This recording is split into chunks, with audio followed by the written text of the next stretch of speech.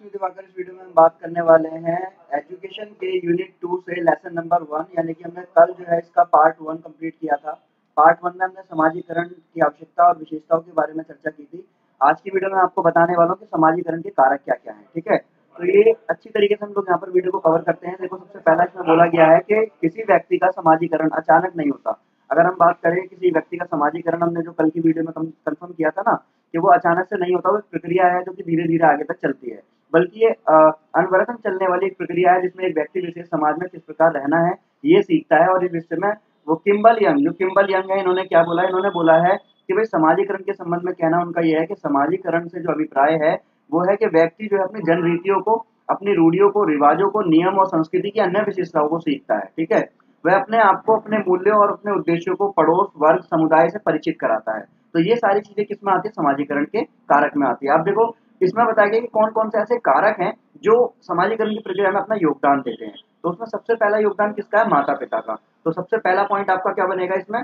सबसे पहला पॉइंट बनेगा आपका कि माता-पिता की भूमिका, ठीक है? तो आप इसमें बताएंगे किसी भी बालक का समाजीकरण किस सीमा तक हो पाएगा? ये काफी सीमा तक माता-पिता की भूमिका पर निर्भर करता है कि माता-पिता कैसे हैं, उसी प्रकार से बच्चा अपनी अपनी भूमिका को आगे पहुंचा पाएगा। माता ही बालक के समाजीकरण की सर्वप्रथम शिक्षिका है और माता ही सबसे पहले उस बालक को सामाजिक आदर्शों और मूल्यों और मान्यताओं के विषय में बताती है और उन्हें अपने व्यवहार में उतारने का निर्देश देती है, ठीक है?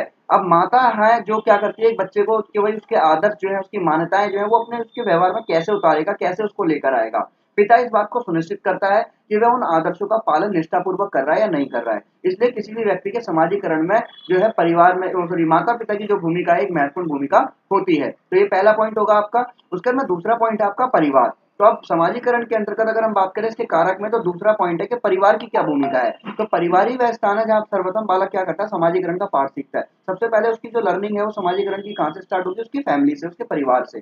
तो यही वो जगह है जहाँ पे वो सीखता है कि कैसे दूसरों के साथ में प्रेम भाव से रहा जाएगा। और ये कहना कि परिवार ही सामाजिक गुणों के विकास के लिए बालक की सबसे पहली पाठशाला है, तो अतिशयोक्ति नहीं है। यहाँ पर बताया गया कि ऐसा कुछ नहीं है कि सिर्फ बढ़ चढ़कर बात बोली जा रही है, परंतु ये है कि एक व्यक्ति के एक बच्चे के विकास के लिए सबसे पहले जो उसका विकास है वो कहाँ पर होता है? परिवार में ही होगा, ठीक है? तो परिवार उसकी सबसे पहली एक पाठशाला है जहाँ पर वो ये सारे ज्ञान ग्रहण करता है। पारिवारिक सदस्यों के साथ में पारस्परिक व्यवहार करते हुए वह अप्रत्यक्ष रूप से बहुत सारे सामाजिक गुणों को अपने व्यवहार में आत्मसात कर लेता है, बसा लेता है। और परिवार में रहते हुए सामाजिक गुणों को, मूल्य आदर्शों को जानता है और उन आदर्शों और मूल्यों को आत्मसात भी करता है। अब आगे हम बात करेंगे इसमें और कौन कौन सी चीजें हैं जो इसके अंदर महत्वपूर्ण है। तो आपने दूसरा पॉइंट देख लिया। तीसरा पॉइंट क्या है? यहाँ पर तीसरा पॉइंट है राज्य की भूमिका। अब राज्य क्या भूमिका निभाता है? तो बालक के समाजीकरण की जो प्रक्रिया है, इसमें राज्य का भी एक महत्वपूर्ण योगदान होता है, क्योंकि वह एक संस्था है और जो बालक में अपनी संस्कृति के हस्तांतरण की अपेक्षा रखता है। और इसी वजह से समाज द्वारा जो भावी पीढ़ी के लिए उच्च आदर्श और मूल्य उदाहरण के रूप में निर्धारित करें, तभी भावी पीढ़ी उन आदर्शों को अनुपालन में अभिप्रेरित होगी। जैसे कि मैंने कहा कि आप एक समाज में रह रहे हैं, वहां पर आप ईद भी मनाते हैं, आप क्रिसमस भी मनाते हैं, आप जो है होली भी मनाते हैं। तो अगर आप उस समाज के अंदर सारे फेस्टिवल सेलिब्रेट कर रहे हैं, तो इसी चीज से क्या होगा? एक बच्चे के अंदर भी समाजीकरण डेवलप होगा कि अगर वो सिर्फ इन सब चीजों को देखते हुए चल रहा है कि क्या है कि अनेक विभिन्नताओं के अंदर भी एकता की बात की जा रही है, तो बच्चे के माइंड में भी वही सब चीजें जाएगी। तो राज्य की भी एक महत्वपूर्ण भूमिका है। उसके बाद अगर हम बात करें समाजीकरण की संस्थाएं कौन कौन सी हैं, मतलब समाजीकरण में कौन कौन सी चीजें जो है महत्वपूर्ण रोल अपना निभाती हैं। तो देखो, समाजीकरण से आज से किसी व्यक्ति का अपने समाज की मान्यताओं, विश्वासों, रीति रिवाज, परंपरा, खान पीन आदि इत्यादि सामाजिक गुणों का आत्मसात करना होता है, यानी कि उसको ग्रहण करना होता है। समाजीकरण की प्रक्रिया में अनेक सामाजिक संस्थाओं का योगदान होता है और प्रत्यक्ष या अप्रत्यक्ष रूप से बालक में क्या होता है कि सामाजिक गुणों का विकास करने में अपना महत्वपूर्ण योगदान देती हैं। अब ये जो संस्थाएं हैं, अगर हम बात करें तो ये जो संस्थाएं हैं कौन कौन सी? घर, परिवार, विद्यालय, समुदाय और मीडिया। तो अब हम इनको समझ लेते हैं अच्छी तरीके से कि भाई बालक के समाजीकरण में उसके घर की क्या भूमिका है। तो देखो, समाजीकरण एक प्रक्रिया है जिसमें कोई व्यक्ति उस समाज विशेष की संस्कृति की बात करे, परंपरा की बात करे, विश्वास, रीति रिवाज की बात करे, उन सबको ग्रहण करता है। और ये सब करने की प्रक्रिया बालक के घर से ही प्रारंभ होती है और इसलिए बालक के घर को समाजीकरण की सबसे पहली पाठशाला कहा जाता है, जो हमने ऊपर पढ़ लिया था।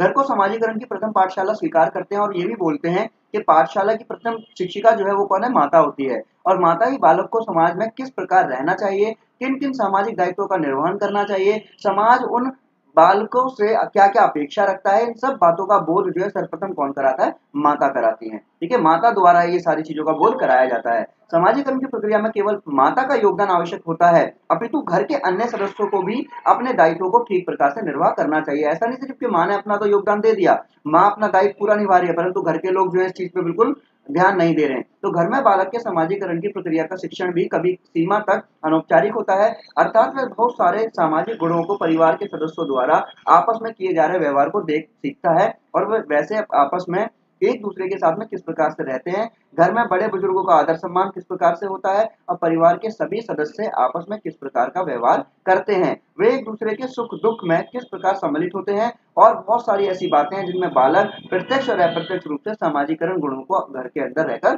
सीखता है। इसलिए ये परम आवश्यक है कि घर का वातावरण सौंदर्यपूर्ण हो, एक अच्छा वातावरण हो, एक हेल्थी एटमॉस्फेयर हो घर के अंदर, ताकि उस वातावरण में बालक रहकर अपने समाजीकरण की जो प्रक्रिया है उसको बहुत तेजी से सीख सके। तो आगे हम बात करते हैं इसके अंदर और कौन कौन से पॉइंट्स हैं इसमें। तो दूसरा पॉइंट आपका देखा है परिवार की भूमिका। अभी जो हमने देखो ऊपर अच्छी तरीके से इन सब चीजों को क्लियर भी कर लिया था, तो अब हम यहाँ पे बात करते हैं इसके परिवार की भूमिका की। तो बालक के समाजीकरण में जो परिवार की भूमिका है वो क्या है, देखो घर में बालक के समाजीकरण का केवल माता पिता का ही नहीं होता है, बल्कि इसमें परिवार का भी पूरा योगदान होता है, यानी कि महत्वपूर्ण योगदान माना जाता है। माता पिता से ही बालक के भरण पोषण की आवश्यकता पूरी होती है, और परिवार से उसकी सुरक्षा की आवश्यकता पूरी होती है। इसलिए परिवारों में आपसी सद्भाव, प्रेम और सहयोग के भाव होने आवश्यक हैं, और पारिवारिक सद्भाव और सहयोग का भाव देखकर ही बालक के अंदर सामाजिक गुणों का पलवन और प्रकटन होता है। यह भी बालक अप्रत्यक्ष रूप से सामाजिक गुणों को आत्मसात करता है। बच्चा क्या करता है कि उसने माताजी से जो सीखा वो तो सीखा, बल्कि परिवार के अंदर कर रह रहे सभी व्यक्तियों से वो कुछ ना कुछ चीजों को ग्रहण करता रहता है। परिवार ही वह जगह है जहाँ पे बालक विभिन्न सामाजिक गुणों, जैसे कि किसी के सद्भाव की बात करें, किसी के सहयोग की बात करें, या फिर हम त्याग की बात करें, सामंजस्य की, तालमेल की बात करें, शांति की बात करें, या ज्ञान प्राप्त करें, मतलब सब चीजों का जो ज्ञान है उसको कहाँ से मिलेगा, परिवार से मिलेगा।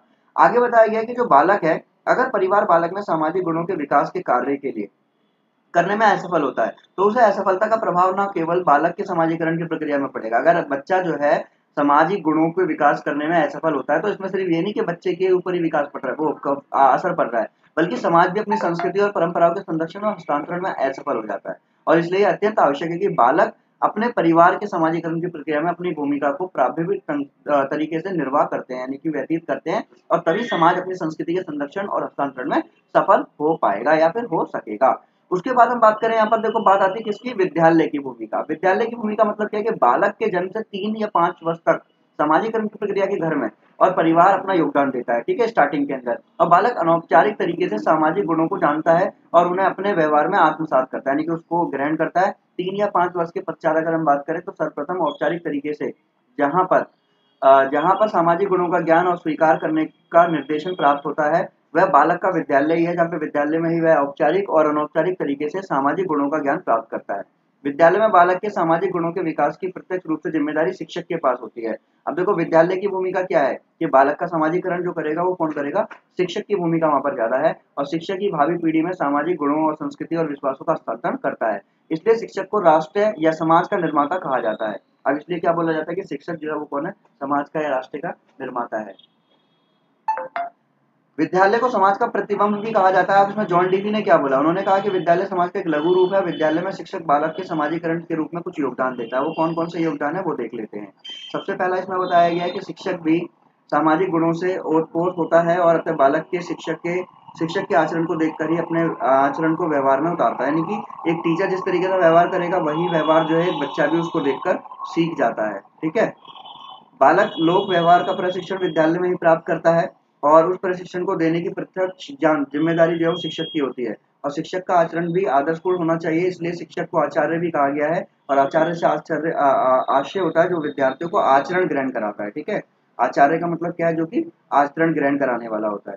उसके बाद यहाँ पर क्या बोला गया है कि शिक्षक को कक्ष का वातावरण भी कैसा रखना है, हेल्थी रखना है, सौंदर्यपूर्ण रखना है, सद्भावना बनाए रखनी है, और इससे कि वातावरण में बालक उचित प्रकार से समाजीकरण हो सके। शिक्षक को बालक के वातावरण को भी सद्भावपूर्ण बनाने के लिए अपना योगदान देना चाहिए, और क्योंकि बालक केवल कक्ष में ही सामाजिक गुणों को नहीं सीखता, बल्कि उससे बाहर भी चीजों को सीखता है, अपने मित्रों से सीखता है, ठीक है। और एक शिक्षक जब बालक के सामाजिकरण की प्रक्रिया में अपना योगदान दे रहा है, तो उसे अपने राष्ट्र द्वारा दिए गए दायित्वों का भी बोध होना चाहिए कि उसके राष्ट्र के क्या-क्या बोध हैं। और क्योंकि वह जब राष्ट्रीय दायित्वों को पूर्ण कर रहा होता है, तो प्रत्यक्ष रूप से कहीं न कहीं सामाजिक गुणों का ही विकास कर रहा होता है। उसके बाद में हम बात करते हैं इसमें समुदाय की भूमिका, और उसके बाद में आपका लास्ट इसमें आएगा मीडिया की भूमिका, और आपका ये क्वेश्चन यहाँ से कंप्लीट हो जाएगा कि समाजीकरण से आप क्या समझते हैं और उसके कारक बताइए। तो विद्यालय के बाद जहाँ बालक के सबसे ज़्यादा सामाजिक गुणों को ग्रहण करता है, वहाँ पे समुदाय भी होता है, और ये प्रश्न उठता है कि समुदाय किसे कहा जाता है? बालक के सामाजिकरण में किस प्रकार से उसका योगदान होता है? जो समुदाय शब्द है वो संस्कृत के सम, उपसर्ग, पूर्व, उद धातु से बना हुआ है, जिसका अर्थ क्या होता है? वह स्थान जहाँ पर परस्पर मिलकर लोग प्रेम भाव से एक दूसरे की उन्नति और प्रगति देखते हैं। और ये मैकावर का कथन है कि उनका मत यह है कि जब भी छोटे या बड़े समूह के सदस्य एक दूसरे के साथ में मिलकर रहते हैं, तो वे किसी स्वार्थ की पूर्ति नहीं करते, वे केवल सामान्य जीवन दशाओं में ही रहते हैं, और उसे हम समुदाय कहते हैं। अब जिन्स वर्ग ने क्या बोला? उन्होंने बोला समुदाय से हमारा तात्पर्य है सामान्य जीवन व्यतीत करने वाला समूह, जहाँ पर एक व्यक्ति अपने प्यार मोहब्बत और अच्छी तरीके से भावनाओं के साथ में अपना जीवन व्यतीत कर सकता है, उसे समुदाय कहा जाता है। उसके बाद में यहाँ पर बताया गया क्या है कि इस प्रकार जो है समुदाय से आशय है कि वह स्थान जहाँ पे विभिन्न संस्कृति, परंपराएं और मान्यताओं को मानने वाले लोग एक साथ प्रेम भाव और परस्पर आदर सम्मान में रहते हैं। यहाँ ये भी बात बताई गई है, ध्यातव्य है कि राष्ट्रीय हित से ऊपर सामुदायिक हित नहीं होते हैं। ये बात बिल्कुल बिल्कुल निश्चित है कि भाई जो राष्ट्रीय हित है उससे ऊपर कोई सामुदायिक हित नहीं होते हैं। हितों के टकराव में राष्ट्रीय हित सर्वोपरि स्वीकार्य किया जाना चाहिए। कि अगर हमने बात किया भाई कि आपका घर यहाँ पर है और आपको जो है क्या कहते हैं यहाँ से एक मेट्रो जा रही है, तो आपका घर टूटना पड़ेगा, तो ये क्या है? तो ये आपका सामुदायिक हित है कि समुदाय के लोग हैं, यहाँ से लोगों को हटना पड़ेगा, परंतु राष्ट्रीय हित क्या है कि यहाँ से भाई सबके लिए हित होगा अगर मेट्रो यहाँ से आ जाए, क्योंकि जिस कार्य के लिए आपको यहाँ से आना पड़ता है वो कार्य डायरेक्ट यहाँ से हो जाएगा। तो इसमें क्या होगा? राष्ट्रीय हित स्वीकार्य माना जाएगा और उनको मुआवजा देकर वहाँ से हटा दिया जाएगा। समुदाय ही बालक के समाजीकरण के लिए उपयुक्त वातावरण का निर्माण करता है, और समुदाय का वातावरण परस्पर प्रेम भाव, शांतिपूर्ण, प्रगतिशील, सद्भावपूर्ण और सामंजस्यपूर्ण होता है। ये वातावरण बालक में अप्रत्यक्ष रूप से सामाजिक गुणों का विकास करता है। उसके बाद में लास्ट हमारा टॉपिक आता है इसके अंदर कि बालक के समाजीकरण में मीडिया की क्या भूमिका रहती है। अब मीडिया की भूमिका की बात करें तो देखो, इसमें एक प्रक्रिया और एक महत्वपूर्ण कारक का योगदान होता है, और जिसे मीडिया कहा जाता है। मीडिया से तात्पर्य उन संसाधनों से है जो एक बड़े समुदाय तथा राष्ट्रीय, सामाजिक और स्थानीय महत्व की सूचनाओं को पहुंचाते हैं। आधुनिक मीडिया संसाधनों का यदि अवलोकन करें तो ये 3 रूप में दिखाई देती है। कौन-कौन सी? पहली है प्रिंट मीडिया, फिर अंदर सभी के प्रकार के मीडिया सामग्री जैसे दैनिक, साप्ताहिक, मासिक समाचार पत्र जो आते हैं। दूसरी होती है इलेक्ट्रॉनिक मीडिया, इसके अंदर हमारे सभी न्यूज़ चैनल हो गए, ऑनलाइन समाचार, ये सब चीज़ें हो गई। और तीसरा होता है हमारा सोशल मीडिया, इसमें इस प्रकार के सोशल साइट्स आते हैं जैसे व्हाट्सएप हो गया, फेसबुक हो गया, ट्विटर हो गया, इंस्टाग्राम हो गया, ये सब चीज़ें आती है। अब मीडिया में क्या होता है कि मीडिया में बालक जिन बातों को सुनता है या देखता है, उन बातों को वो व्यवहार में उतारने का भी प्रयास करता है, और ये व्यवहार सामाजिक गुणों से जुड़े होते हैं, और मीडिया को अपने उस गुरुत्वर दायित्वों का निष्ठापूर्ण निर्वहन करना चाहिए कि व्यक्ति के सामाजिकरण की प्रक्रिया समाज में रहकर ही पूर्ण होती है, ना कि इससे पृथक रहकर, यानी कि इससे अलग रहकर नहीं रहती है। तो इस वाले लेसन को अब हम यहाँ पर कंप्लीट कर चुके हैं। तो ये आपका जो है यूनिट 2 से लेसन नंबर 1 जो है आपका पूरा कंप्लीट हो गया कि समाजीकरण से आप क्या समझते हो, समाजीकरण क्या है, ठीक है, समाजीकरण के कारण क्या है, समाजीकरण की आवश्यकता क्या है, समाजीकरण की विशेषता क्या है। तो इस वीडियो में मैं आपको सारा यहाँ पर कंप्लीट करा चुका हूँ। जितने भी CBCS के, जितने first choice based credit system के जो सेमेस्टर 1 के स्टूडेंट्स हैं, उन सबों के लिए ये वीडियो बहुत ज़्यादा महत्वपूर्ण होने वाली है आपके आने वाले अपकमिंग एग्जाम्स के अंदर। ठीक है, तो आई होप आपको वीडियो अच्छी लगी होगी। Thanks for watching.